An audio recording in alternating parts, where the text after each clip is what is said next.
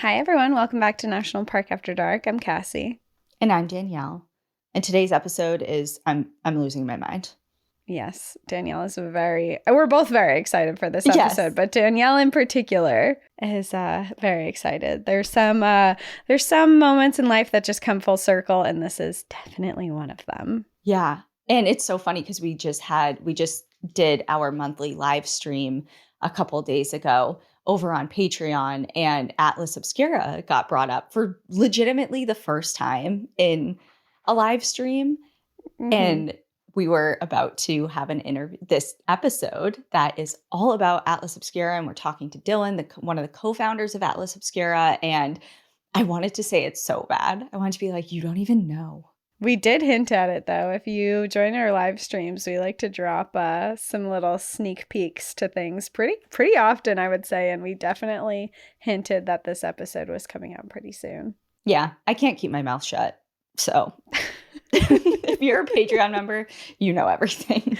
Literally, quite literally. Yeah. Well, we're super excited because, as you said, we're talking to Dylan Thuros today. He is the co-founder and creative director of Atlas Obscura. And if you know anything about Atlas Obscura, it began as a website and global community to catalog and celebrate the world's unusual and obscure places, stories, and foods, which it still does. But since its inception in 2009, it has significantly grown. The Atlas Obscura world has expanded to include 6 books, including titles like Atlas Obscura Wildlife, The Explorer's Library, and Gastro Obscura. They host adventures around the world, have a YouTube series, and they have a podcast that we were recently on. Yeah, they have it all going on. And it's kind of been Cassie and I's holy grail when it comes to travel, especially because, as you're all aware, we like weird things. We like kind of off the beaten path things, points of interest that aren't usually on a top 10 list of to-sees and to-dos when you're looking somewhere. But chances are, if you type in your location or your destination or somewhere you want to go into Atlas Obscura, you're going to come up with a bunch of other things to add to your list that you may not have ever necessarily seen before or heard of before. But going back to Dylan, he also hosts the Atlas Obscura podcast and hosts the Emmy Award-winning show Small Town, Big Story, which is a video series that reveals singular celebrations, local lore, and hidden histories around the country. He's a 3-time New York Times bestseller and a seasoned traveler. He's been to over 30 countries and hundreds of locations. Very cool. Together with Josh Four, Dylan built Atlas Obscura to change how travelers perceive and plan their travels. Since launching, Atlas Obscura has become one of the most influential travel publications of the last 2 decades. Their site gets over 8 million visits a month. Wow. I account for a few people of those. Like weird things.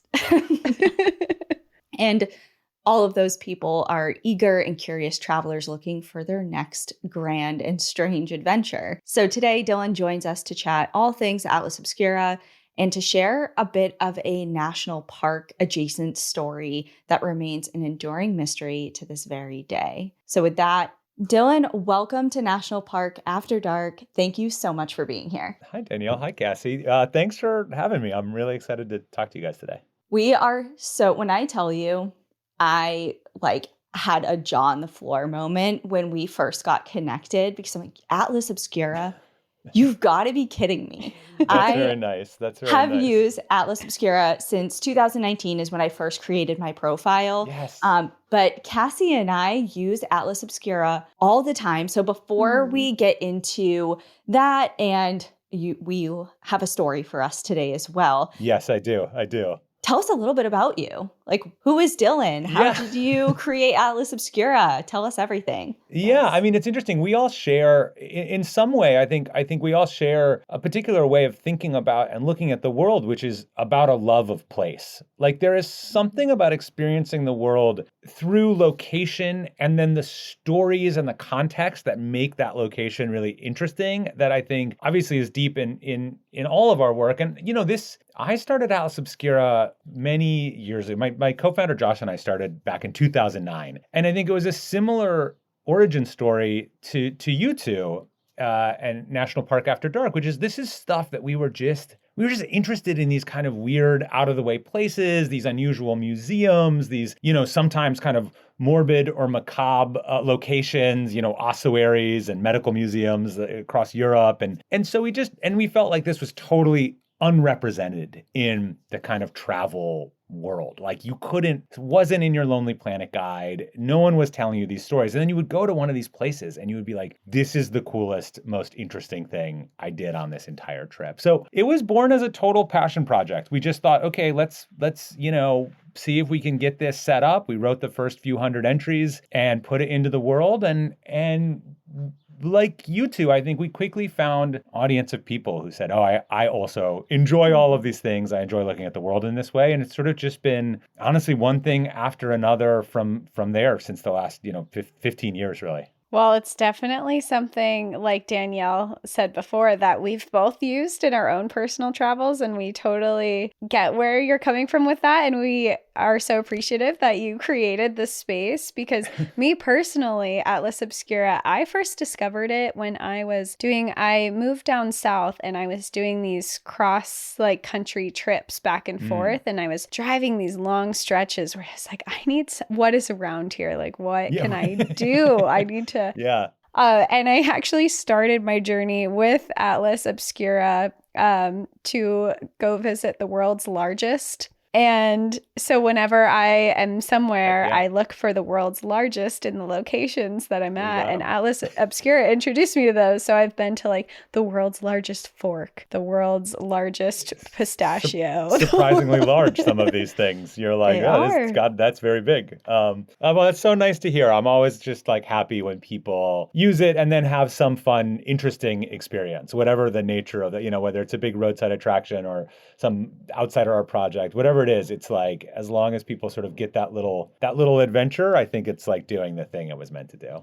And it truly broke up my road trip to be like, okay, take a break, do something. You don't have a ton of time, but this is something that's interesting. So now I have a hilarious collection of photos in front of the world's largest. and sometime you're going to have to go out to Kansas, where there's this woman, Erica Nelson, who created the world's largest collection of the world's smallest versions of the world's largest things. She has also visited all of these giant things. So she went to the giant fork and then made a tiny version of the giant fork. It's a model of the model. And then she made 1,000 of it. My mind is blown right now. Yes, it's hard to even get your head around. Kansas, here we come. Yes, yeah. Amazing. Are there national parks in Kansas? Yeah, maybe. Yeah. There's national park sites in Kansas. Okay. I've totally made entire trips off of Atlas Obscura, Pinterest, being like, I want to do something totally, because I think with travel, it's kind of just, you say a location and you kind of, if you go into your circle or to Google top 5 things, it's always the same 4 things repeated over and over. And while those are really cool and probably worth seeing, it's kind of been there, done that. Everyone is doing it. And it's kind of chopping the stream of all of this tourism into just certain locations when there's so much more to see. And it's just off the beaten path or just hidden or obscure. It's just so cool. It ends up being the best part of the trip, and it creates conversation. Because if you say, oh, I went to New York City and I went to the Empire State Building, everyone's like, okay, yeah, so have we. And so it's, millions of other people. But then when you say something random, down some side street, that it's just really cool. But anyway, that's very sweet. I really appreciate that. And I think in a way we're both after the same thing, which is convincing people that taking the little extra journey, national parks are a perfect example, right? It's not an amazing experience to go to a very crowded national park during high season and be stuck in bumper to bumper traffic and trying to see the majesty of nature through your car window. But if you're willing to go and hike a little ways in and just put in a little more effort, you might have this really revelatory experience. And I think in a way, all of this is just encouraging people to take that little risk and and know that there's something good on the other side of it. Absolutely. We clearly talk a lot. We hang out way too much. Yes, I see you spent some time together. Yeah.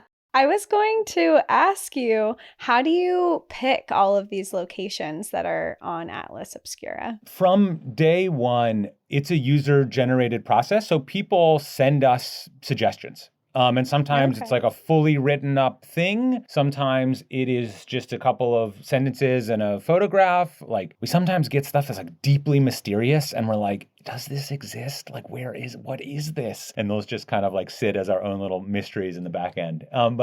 Yeah, so people suggest stuff for the most part. And we have editors and folks who work on fact checking and sometimes write up original places as well. But that's basically the process. It's very community oriented and driven.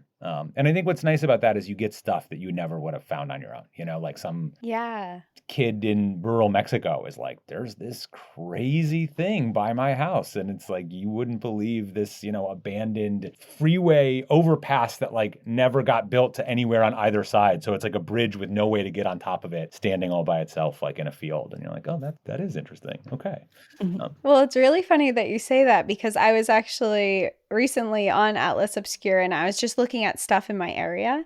And one thing came up that I've been to before, and I was like, how do they know that this is here? Because it is so far. Yeah, it's like it's off of a trail in the middle of the woods, and it's a place that I've hiked a few times and is actually one of the only, I solo hike a lot. And this one particular place is one of the only places I've been afraid to be out in. What was it? So it is, I didn't know this at the time, and Atlas Obscura actually helped bring some reference to the location that I was in. Okay. I was out there and I just kept getting these really weird feelings. And it's this trail that it's called Little River State Park, and it's in Vermont. And I was walking on it and I just kept getting these really eerie feeling like I'm being watched, something is going on. And the first time I had it, I was like, I'm being paranoid, but I'm gonna leave. And then I went back again and got the same exact feeling, went back again, got the same feeling again. And I'm like, what is going on here? And Atlas Obscura has this whole written out thing of the history there. I'm like, how do they know this is here? It's the middle of the woods. And there was an old town there, and there was 50 people, essentially a dam. There wasn't a dam here, and there was a huge flood and 50 people drowned in the same location that I was walking through. And it kind of connected the dots for me where I said, oh, I'm getting vibes of like this horrible tragedy that happened here. And there are information signs, but they're like really, they don't say much. It's just like, here used to be a town, but a flood came through. They gloss over the like terrible tragedy, yes. the massive amounts of death and disaster. Right. Yeah. Yes. Well, I'm glad we had a real deep cut. Sorry that it was such a creepy, but I guess it's kind of in your zone, right? Like, that's good. Okay. It validated my feelings. Yeah. Well, maybe with that in mind, let me tell you another one of these stories about a place where you might get that sense of something very ominous or something we would love that. Terrible happened.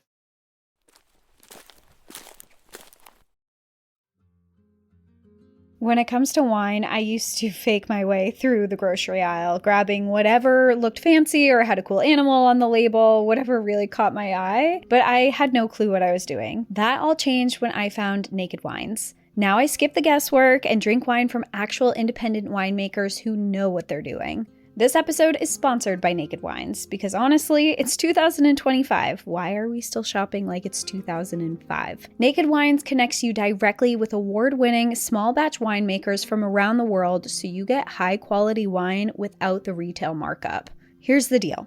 Go to nakedwines.com and use code NPAD. That's the code and the password, and you'll get 6 bottles of wine for just $39.99. That's less than $7 a bottle. And it's not just any wine. It's the really good stuff that you usually will never find on a store shelf.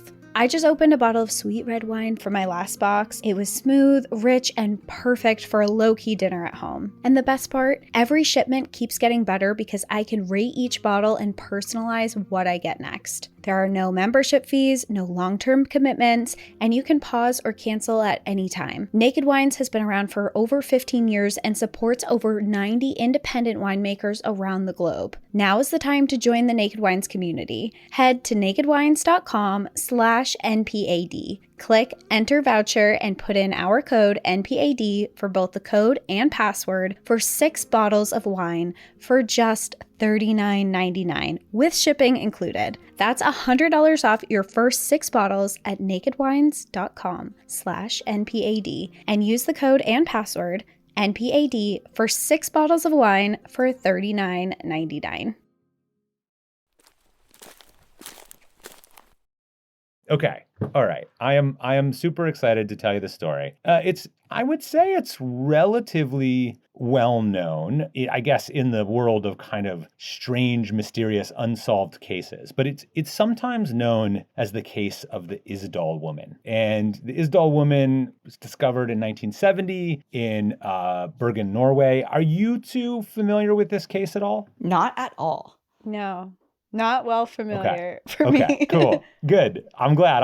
All right. So I'm going to start, before we get into the case itself, I want to give you like a little background on sort of where it is, where we are in the world, and kind of what's going on like at this time period. So we'll start with the place. We'll start with the very beautiful natural location that we are in. So this area is just sort of outside of Bergen, Norway, which is one of the larger cities in Norway. I'm actually going to be there this summer. I'm really excited about it. Norway's like #1 bucket list place for me. So I'm so pumped. I'm already into this story. Yes. So this takes place in this beautiful, kind of fjords land, these mountains, and there is this kind of infamous narrow ravine that comes down the eastern shoulder of Mount Ulriken. Probably saying that wrong, but it's this mountain is the highest of the city's 7 mountains, and even on a spring afternoon, it's chilly. The birches sort of grow at strange angles, and the place has actually long had a kind of a reputation. They call it, in Norwegian, they call it Death Valley. Oof. And there's a number of ways for this. Istalen means ice valley, but it's got this nickname as Death Valley. And it's relatively famous for the sort of sudden fog that will come up. People have accidents there relatively regularly, fatal falls. And they say that in the Middle Ages, the Death Valley name comes from the notion that in the Middle Ages, people would go here to commit suicide. So it's got this kind of dark aura just to begin with. So this is where we are. Beautiful Norway environment, salt air being blown out of the fjords, this kind of blue-black scree underneath your boots, this rock, loose rock, and then this kind of like eerie, foggy Death Valley. So this is the kind of scene we're in. And this case begins in the 1970s, in 1970. And this year is like a big year in the world. Apollo 13 has like just come back. A lot of crazy stuff going on in the news. Jetliners are being hijacked by militants, Jordanian militants. We're still very much in the Cold War. The Soviet Union has just landed a little rover, an unmanned rover on the moon, and people are sort of freaking out about that. The Beatles broke up. Anyway, this is all going on. And Norway itself is undergoing a very strange transition at this time in history. So 1970, people forget because Norway feels very rich and fancy these days. Mm-hmm. But for most of its existence, it was baroque. They were like kind of subsistence farmers. Like they did not have a major big industry. Fishing was the major big industry. But in 1970, relatively recently, they've found this field of oil, like an enormous pocket of crude, and that it was commercially viable. And so soon, not long after this case, they would start pumping this oil, and basically Norway would go from this kind of broke backwater to this big, energy superpower, really rich country. And so there's a lot going on. And not just that, Norway is a founding member of NATO, and they share this almost 200-kilometer border with the Soviet Union. And so the Cold War is very active. There was a Bergen crime novelist who wrote that this case happened during the Cold War, and there were definitely a lot of spies in Norway, including Russian spies. And so this is all the background into which we come to this case. And the case, well, maybe before I go on, I don't know, is like any questions, anything we should cover before we get into the discovery? Now, the scene is set. Okay. And I am sat. and ready. All right. Okay. So it is Sunday, November 29th. 1970. I looked up some pictures of like Norwegians in 1970. Everybody's so stylish, you know. They like it's very 70s, but like a little bit Scandinavian influenced. But a dad, that. well, yeah, they look good. You're just like, oh, you guys look great. 70s, but sweaters. Yes, exactly. 70s, but like cozy sweaters. Everything they're wearing back in style. So it's a normal Sunday afternoon, and a dad is hiking with his two daughters. It's about 1 p.m. And as they're hiking up this relatively pretty remote kind of deep into the side pathways hike, the father smells something. He smells a very strange smell, because among the kind of normal smell of like the wet rock and the damp moss, there is this smell of scorched flesh. And weirdly, there's another scent too. There's almost like this very odd garlicky scent. But the first thing he noticed is this scent of burning. Yeah, like not what you want to come across in the middle of the wilderness. No, not what you want to come across at all. And they turn this corner and they find this woman lying on her back on this slope of loose rock. And she's kind of turned, she's on her back, but her head is like pointed downhill. So it's like an odd way to even be lying. Her feet are pointing uphill, her head is pointing downhill. And more than that, the main investigator noted, he said it was, she was out of the way. Like it was an unusual place to walk. And the first thing we noticed was the stench. And this corpse, the stench is because the corpse has been, there's been some kind of fire. The corpse is burnt. The arms are rolled up and the fists are like clenched in like in a boxer's pose. And everything has kind of been locked in this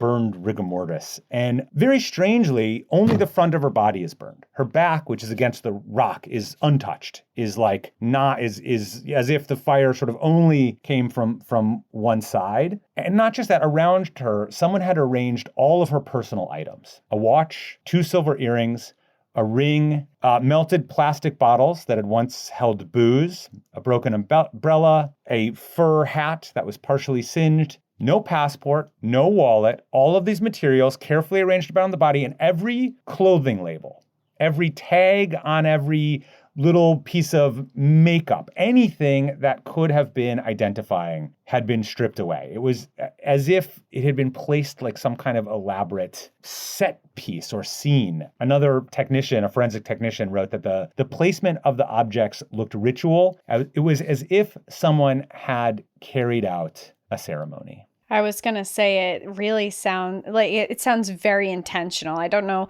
what all the reasons are behind all of it yet, but it feels very intentional and like there's some type of ritual that's happening here. And yes, it's very off-putting. I mean, to stumble across that, I can't imagine. I have a bit of a question, maybe, that would clarify something for me in my mind. So you're describing the scene and just the front of her body being burnt and singed and a couple of the other items. Did it appear that she was lit on fire at that location, or was it she was burned elsewhere and her body was placed here in this ritual-like scenario? This would become one of the fundamental questions, because what they start to uncover is all of these other causes of death. Although you might sort of immediately assume that this is the cause of death, it starts to look like, in fact, there was another cause of death, and perhaps this burning or fire happened after the initial after the other things happened. An attempted cremation kind of thing? Yes, or more of an attempt to perhaps make conceal evidence. Unidentifiable, right? Yeah. To render this person totally unidentifiable. And they also they found this notebook there as well that had this kind of mysterious writing in it, almost like code-like writing. So the dad gets in touch with the authorities and says, "Oh my God, there's something horrible has happened. Come and I hope you can find out what's happened to this poor woman."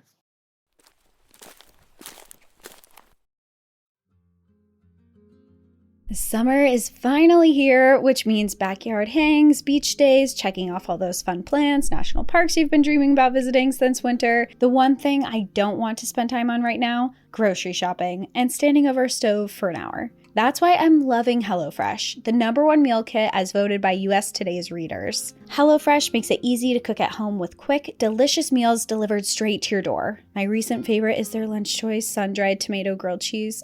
And their black bean and portobello burrito bowls are, let me tell you, to die for. And now they've made it even easier to cook with their ready-made meals. These chef-crafted dishes are heat and eat and ready in just 3 minutes. Every meal is packed with fresh, high-quality ingredients, and you can choose from over 60 recipes each week, plus over 100 market add-ons. It's delivered straight to your door, flexible enough to skip at any time. This summer, let HelloFresh do the work while you enjoy all the fun. Make your summer enjoyable and delicious by signing up for HelloFresh at hellofresh.com/NPAD10FM and get 10 free meals with a free item for life. That's hellofresh.com/NPAD10FM for 10 free meals and a free item in every box. hellofresh.com/NPAD10FM. 1 per box with an active subscription. Free meals are applied as a discount on the first box. New subscribers only. Varies by plan.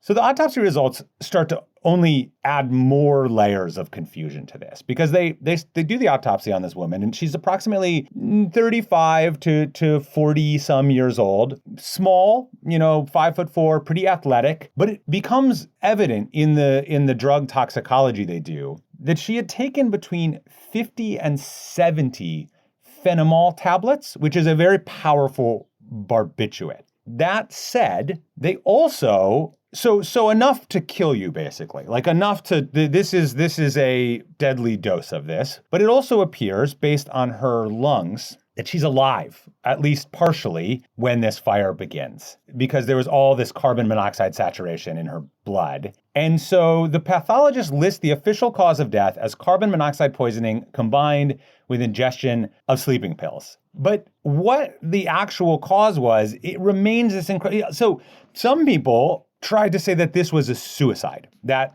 you take that many sleeping pills, that this is a thing that was done voluntarily. But the fire really complicates that story, right? You took a ton of barbiturates and then set yourself on fire? Like, that's a pretty extreme measure. And then why are you doing it out here in the middle of the wilderness? So the police start canvassing Bergen with their best sketches that they can make of this woman who, it's pretty hard to get a good sketch, but eventually they are able to pull fingerprints. And they thought, okay, for a while they're like, the case is closed. Like, what are we going to do? Like, no one recognizes these sketches. But the fingerprints, a few days later, show up on 2 battered suitcases found in an unclaimed locker in the Bergen Central train station. And inside the suitcases is this very strange set of stuff. It is very high-end clothing, but with all the branding removed. It's wigs in brown, blonde, red. It's a notebook filled with, oh, that's right. Sorry, this is where they find the notebook. It's the notebook filled with cryptic letter number strings. It's a bunch of money, but like Deutschmarks, Belgian money, Swiss francs. It's a film roll, a pair of heavy blue rubber boots, and the same size and color as one of the melted souls they find at the crime scene. And there was also a partial fingerprint on a pair of glasses that match this dead woman. So now they have this very strange case that looks like foul play. And these suitcases. Yeah, it feels like, the suitcase, it feels like someone on the run or someone in disguise, just with all the different wigs that are to conceal like who you are. And then all the different money from different places is like they've been, whoever this is has been traveling a lot. They don't want people to recognize them. Yes. It's very interesting. And the tie of all of that trying to conceal your true identity in life kind of is translating into this mysterious death. So that's also an interesting link there. Yes. There's a picture being painted of someone with a pretty mysterious background. And I should note that no one has shown up at this point saying, oh, my friend is missing, or, my girlfriend, my wife, my sister, whatever. No one is coming looking. This is all happening because the police are kind of like, who is this person? Mm-hmm. And eventually one of the police officers is able to start to decode this little pad of notes by checking them against the Norwegian railway and hotel ledgers. And they're essentially able to crack this code. And they find that it's basically a code of places that they had gone. And they also, they're able to sort of look at some locations that were listed. And it has her going from Paris to traveling through Paris in October, and then Oslo in November, and Stavanger, and then Bergen also in November. So there's just a lot of moving around pretty quickly.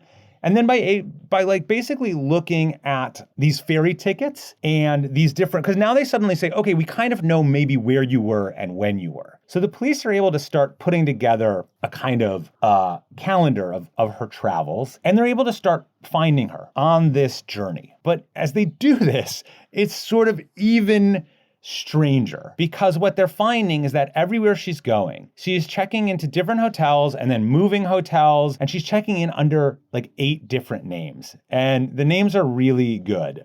So she was Genevieve Lancier from Leuven, Claudia Tielt from Brussels, Claudia Nielsen, also from Brussels, Alexia Zarn Merches, also Brussels, Vera Jarl from Antwerp, Fenella Lork from Brussels, and Elizabeth Lienhauer, also Brussels. And each of these characters, like she's like recording addresses as she goes, because sometimes to check into a hotel, you got to record. Every address is made up, does not exist, is not a real location. Okay.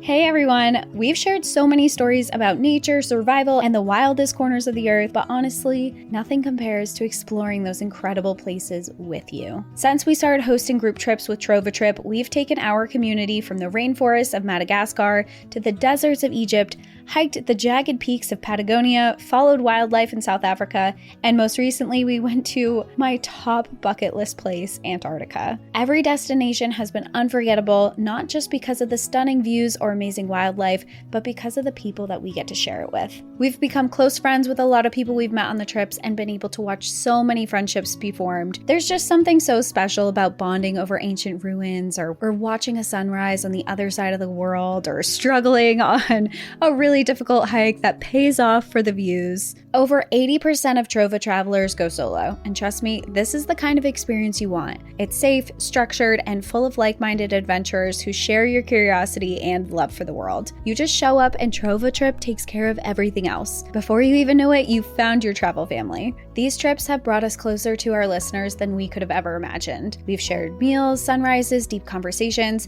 and it's made this community feel even more real, connected, and honestly just so special and magical. We'd love for you to join us on one of these trips, but if you can't make it, no worries. Trova has over 500 bookable trips worldwide and has helped more than 27,000 travelers check off their bucket list adventures. Whether you're into food, fitness, photography, or finding hidden trails, there's a trip and a community that's waiting for you. So if you've been waiting for a sign to book that once-in-a-lifetime trip, this is it. Head to trovatrip.com, that's trovatrip.com, and use promo code NPAD at checkout to save $50 on your next adventure. Now, are you in? We hope to see you on one of our next Trova trips.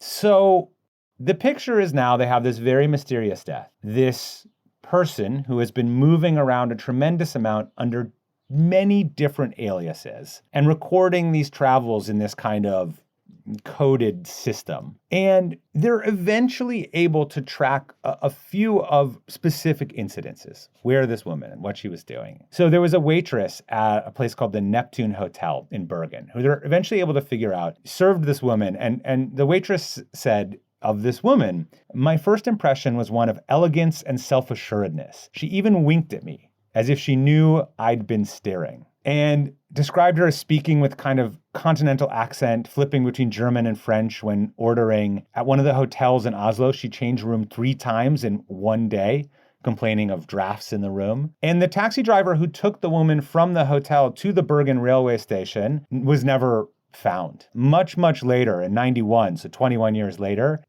there was a taxi driver who said they wanted to remain anonymous, that said they had picked up the woman at a hotel and that she was joined by another man for the ride to the train station. But this is with each thing they discover, it is as if there's sort of this infinite pull of mystery where it's just like, okay, we discovered her identity, except it's one of 8 identities. And none of the identities actually point back to a real person. Yeah. She feels like some kind of spy or like someone on the run. I don't know. She feels like she has a lot of charm and elegance, and she feels almost trained in this. Yes. It feels like a movie. It feels like an action movie that with Angelina Jolie in it, and she's like hopping around all the different countries, and I don't know. She's very interesting. See, I don't get the feel of somebody on the run only because I feel like when you say, oh, somebody's on the run, you envision them trying to fly under the radar. Yes, concealing their identity, but not, asking to switch their room 3 times. Someone's going to remember that, oh, that lady was never satisfied because she was cold and she asked 3. Like, I think you would suck it up and just be like, I don't want anyone to hear from me. I don't want to make a stir. Or dressing elegantly and for people to notice. People are noticing her and how she ordered her food and like the eye contact she was making with people. Like, this doesn't translate to me, at least from what you're describing, as someone that's trying to just slip under the radar and not cause too much draw or attention. No. It is like someone trying to evade something, but not necessarily trying to just run away. Because you just run away. You just like go far away and just hunker down. But she's sort of moving in this very intentional but very strange set of ways. Mm-hmm. And so, eventually they basically give up. The police say it is ruled a suicide by ingestion of sleeping pills, which feels like, all right, guys, that's kind of a real that on there and said, okay. Cop out. Yeah, for sure. And she's buried. She's specifically buried in a zinc coffin to preserve her remains for future disinterment, because it's basically this cold case. They know that they don't know what the hell is going on. And what starts to emerge over the years is exactly the theory, at least. And there are now many, many theories. There's a big Facebook group dedicated to this. There is an amazing podcast series actually about this called, I think, Dead in the Mountains, Death in Ice Valley. And the main theory that starts to emerge is that she is in fact a spy.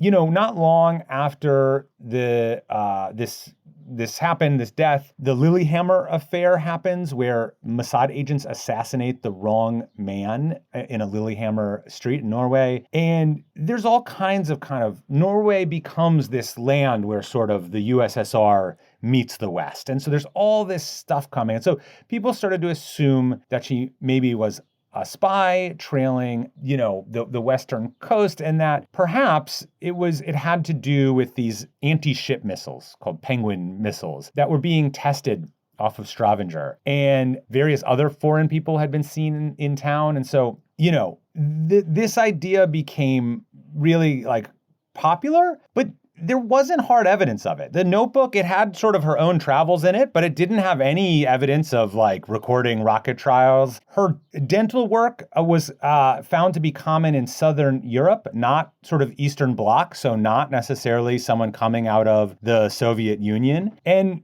no intelligence agency would admit, either side, USSR or Western, admitted to losing an agent. But this, it remained kind of this unanswered question. And the other theory that started to emerge was that perhaps it was a kind of stage-managed death. And one of the people said, who commits suicide by taking barbiturates and choosing fire as the backup? Like, one of the investigators said, like, to pour petrol over yourself and set it alight, you'd have to carry the can, the matches, yet no container with gas was found nearby that was big enough. So how did that disappear? And the position of her body suggested that she was lying down when the fire started. So it doesn't really, suicide seems increasingly unlikely. And then this deliberate clipping of every clothing tag, and it just made it seem there was some kind of strange, like evading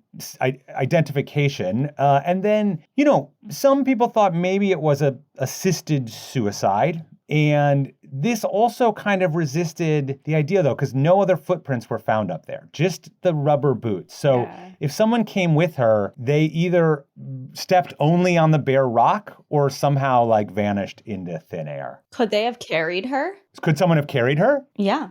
Ooh, like in her rubber boots? Oh, I like this. That's totally, yes. Absolutely. Because if that was, if they had teamed up for whatever plan this may be, for whatever reason, if it was an assisted suicide or something, whatever, or if she was killed and then brought to this location and set on fire, I feel like someone could easily put on, I guess the question is, was she wearing the boots? They matched, yes. She was wearing boots that matched, like the boots were burned, but then they matched to a different pair of boots that was found among her stuff. As far as I understand it, yes. Okay, because to me, I think, okay, if there's another person involved, which it seems like, I don't see a world in which there is not somebody else involved. Yeah. If they had planned this beforehand, either together or she was the victim of a murder. Yes. That they carried her wearing the rubber boots. They were wearing the rubber boots, carried her to this location, because even just like the position she was laying in with her head down, if she was to end her own life, why would you lay down in that way? Like with your head down a slope? Like no one lays like that. That's not how you lay down. But and then, and then they just switched boots or whatever. Yeah. And that would explain the one set of print. Yeah. It's just a theory. I don't know. I like it. I like it.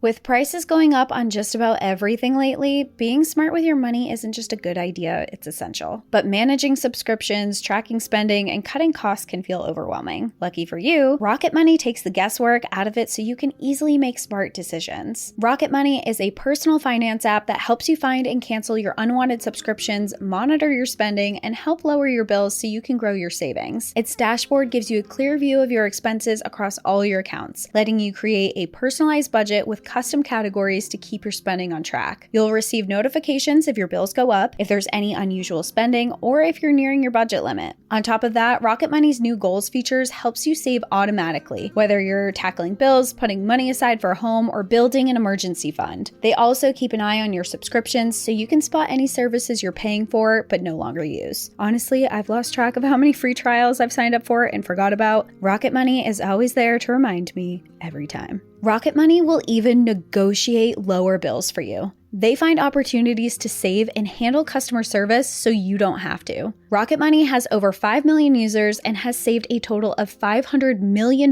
in canceled subscriptions, saving members up to $740 a year when they use all of the app's premium features. Cancel your unwanted subscriptions and reach your financial goals faster with Rocket Money. Go to rocketmoney.com/NPAD today. That's rocketmoney.com/NPAD. rocketmoney.com/NPAD.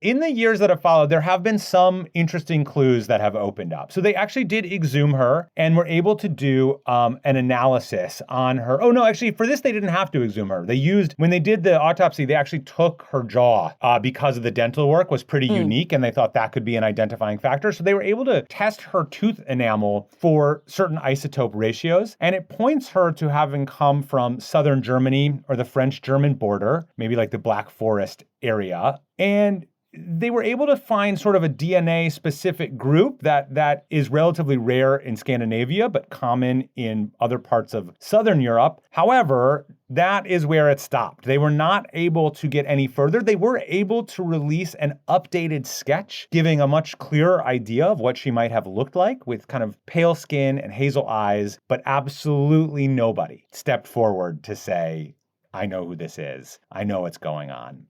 The other strange thing about all of this is this happened in a very remote, like hard to hike to place in Norway. And, when you take this trail, it's like you're going up this V-shaped glacial cut and like the rocks are slick underneath. It can get really cold really quickly. And everything about this woman in her suitcase shows like, patent leather ankle boots and like wool dresses and like calf length. She's like a creature of the urban environment. So, and the only concession to the nature was those galoshes. And they fit Bergen's weather, but not really the valley's terrain. It was like someone dressed for bad weather, but not for this expedition that led into the wild. And so this is where things remain. Basically, every 10 years, the Bergen police run the fingerprints, which they have, and the DNA, which they have in the databases, and nothing comes back.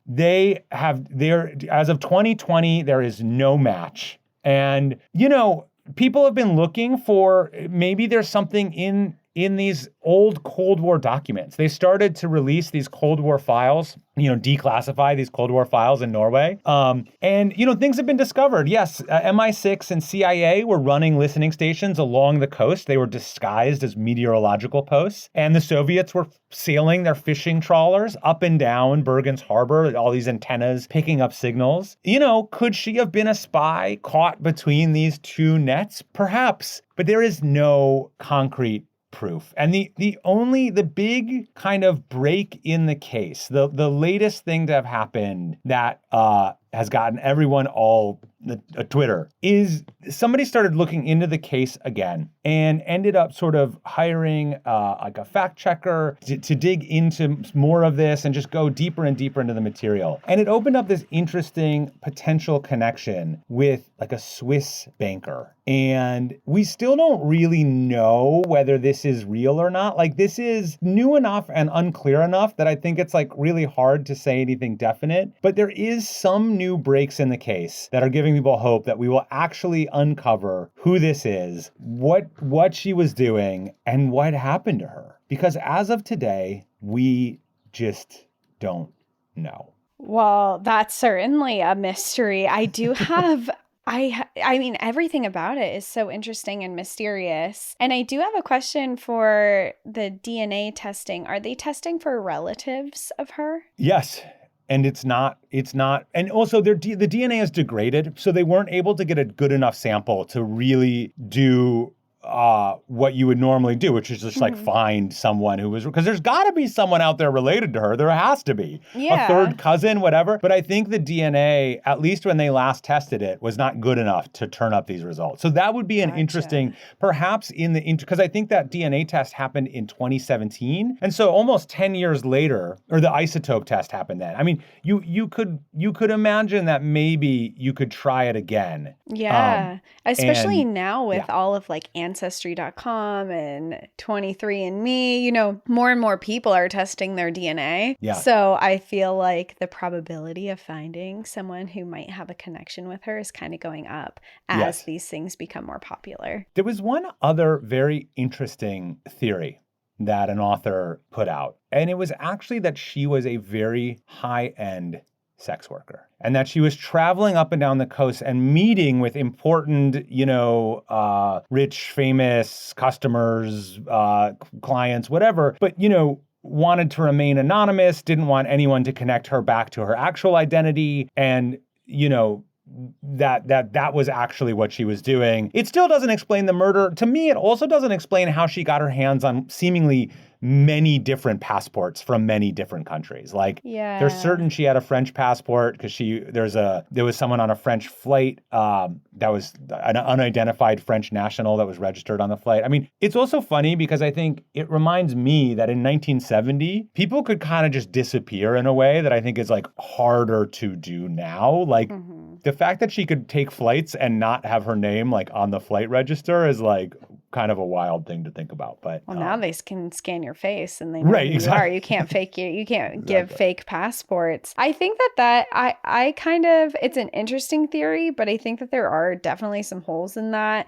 And that, why did she have all these disguises, all these different names? If she's in other countries, no one's gonna know. It seems like a long way to go to like do something that, you don't need that level of obfuscation. You know what I mean? You're just discreet, whatever. Yeah. She seems very discreet, and not that sex workers cannot be intelligent or anything like that, but it feels like she has like training for whatever this disguise is, which I wouldn't imagine a sex worker would. She had medications. She had like an eczema cream where she had scraped off all the identification of it, right? Like, That's who just like does a that? level of like hiding your identity that's sort of really out of, so we don't know. Espionage, organized crime, psychological escape, was she running from somebody, or accidental overdose and staged disposal? Did she die accidentally? Maybe she overdosed in some scenario. Someone panicked, carried, brought her up here, managed to do it without leaving footprints, and then staged this grisly scene. We may never know. So that's my story for you today. The Isdal woman, one of the great unsolved cold cases of all time. And a good reason to go to Norway and visit beautiful Bergen and Ice Valley. Just don't get mysteriously murdered while you're there. Well, and to put it, like, kind of bring it back, it is within a national park. It is very close to a national park. But all of Norway is basically a national park. It's right next to a national park. It's close enough that it's, within the striking distance. First of all, it's outside. It counts. Yes. But it's funny because our very first episode of National Park After Dark, we both covered an episode, story in one episode, which we don't do anymore. But my story was same thing. It was legitimately like less than a mile outside of Acadia National Park. I'm like, first episode. It's close. It's close enough. So I get it. I'm just giving you shit. Well, thank you so much for sharing that. I, for one, had never heard of that case. I know you said it's kind of infamous, but it totally flew over my head. So I think it's maybe more famous in Europe, but there is a BBC series called Death in Ice Valley. If you are like, oh, this is cool and I want every detail, like this is a very general, over the top, kind of big picture examination, but it's like a 10-part series that goes really, really, really deep. Some other books out there that you can check out or articles that are great about it. The Swiss banker thing is nzz.ch that gives, it says, in the 50-year-old unsolved death in Norway, an explosive new lead points to Nazi-allied Swiss banker. So that's kind of the hot new area of investigation. So we'll see. It may still be solved yet. Interesting. Well, we'll be keeping our ears and eyes out for any new information that comes up on this one for sure, because it was a really interesting story and it left me with a lot of questions. Cool. Thanks for letting me tell it. Thank you for joining us. Of course, yeah. And just before we let you go, I have to ask, because, of course, you're co-founder of Atlas Obscura. Your catalog is just, you've got thousands of places. You've expanded. You have books. You have group trips. You do trips around the world. Like, obviously, you have a podcast that we guested on as well. Yes. You have a YouTube series, and you're quite the traveler yourself. It's always a hard question, and we get it asked all the time, so I feel for you. But what is one of the most, I won't put you on the spot and say your favorite place or your favorite experience, but top five, what is one of the most memorable either places or experiences that you've had throughout your travels? Yeah. You two would like this too, because it's really in a beautiful environment. The one I always cite, the one I think of, is a place in Peru called the Quechua, sometimes called the Last Incan Bridge. And it's about 4 hours from Machu Picchu. And what it is it's this giant swaying rope bridge. But the thing that makes it special is that every single year, the villages around this bridge, the 4 villages that live there, come together. They cut down the bridge, and then they weave a brand new bridge. And it's woven out of this kind of grass, this like hay that just grows on the hills there. And they they get it wet. You rub it between your hands, and then you weave it into this small twine, and you weave the twine into rope. And eventually, they weave this enormous, 100, foot-long suspension bridge. And they've been doing this.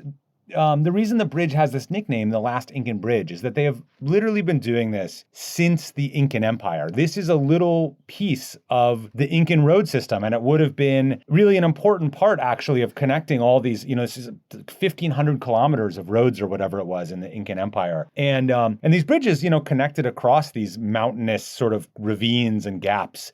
And the bridge keeper would have been this very important figure who oversaw the creation of this bridge. And so today there is still a bridge keeper, and he is still, like, it is run through his family since the Incan Empire. So even though every year the bridge is a new bridge, in this other way, it is this like unbroken connection to this ancient empire. And so I went and I crossed the bridge and I met the bridge keeper and he showed me how to weave the rope and what to do. And it's just like, it's an incredible experience. I mean, there are so many others that are very different from that and interesting in some other really different way. But that one always comes to mind when people ask me.